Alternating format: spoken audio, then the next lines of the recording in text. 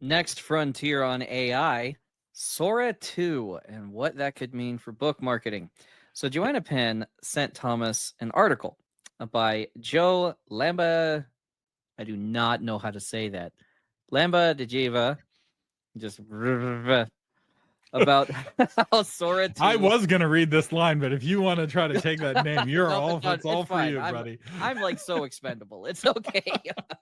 About how Sora 2 and ChatGPT e-commerce will change how people shop.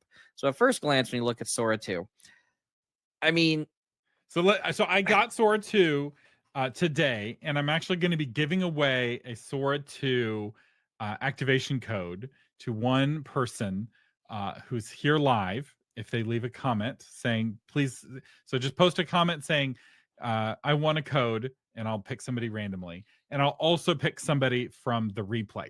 So if you don't win live, you can try again once the replay starts. Leave a comment saying, I want a code. Sora 2 is OpenAI's new social network, but it's also like a TikTok clone. So if you're ever swiping on TikTok and you're ever wishing, you know what would make this better? For it to all be AI slop. But what it does is you can give it permission to use your face. You can actually put yourself into a scene of your book, and you can describe the scene. Just type it out. I'm riding a dragon, and the dragon has blue scales, and it's flying over a desert, and it will put you riding the dragon and it will do the whole scene. And it's kind of a fun toy to play with.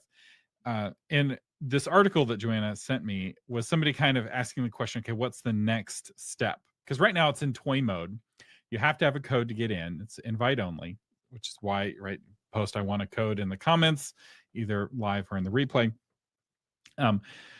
But eventually this is going to be used for all kinds of things. And one of the things that this Joe Lamdebjiva pointed out. Wow, I did better than you did.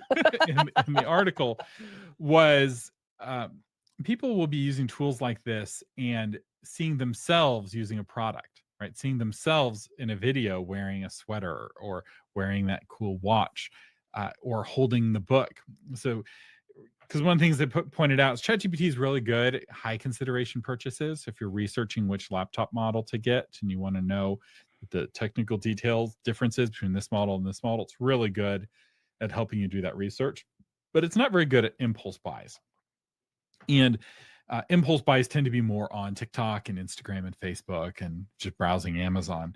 And this new social network that they're building is meant to be kind of enable that impulse buy, and it will enable you as an advertiser, as an author, potentially to target readers more directly. So you know how it's like Captain Crunch, oops, all berries. This is TikTok, but it's oops, all AI slop. But it's AI slop No that one you saw can that create. coming. The big question I have in terms of will this social network take off comes down to user retention. When people get access, they get their code and they start using Sora 2. And they start swiping up on videos, will they come back? Right? Because everyone's going to want to put themselves in a scene or put somebody. You can also set the privacy levels where your friends can put you in scenes, or even that your face is available to the public. I wouldn't recommend that for a variety of reasons.